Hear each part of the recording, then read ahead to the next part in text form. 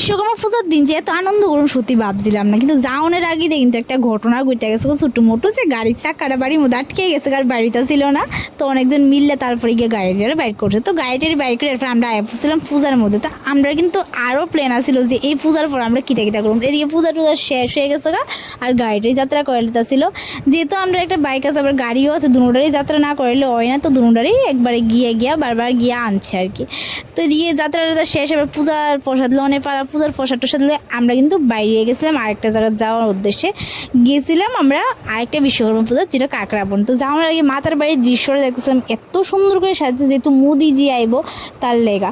আর এদিকে রেল স্টেশনটা অনেকদিন পর দেখতেছি, সত্যি এটার ভিউটা ভালোই লাগতেছিল। এদিকে কিন্তু আয়া পড়ছি পূজার মধ্যে, আয়া এসে এদিকে দেখো তার এদিকে মূর্তিটা দেখাটা এসে আমরা কিন্তু এদিনকে সত্যি বিশ্বকর্মা পূজার দিন আমি এত আনন্দ করি না, কোনোদিনও করছি না, কিন্তু এদিকে গিয়ে আমি অনেক আনন্দ করছি। এদিকে পূজার মধ্যে ঘুরলাম গাল্লাম,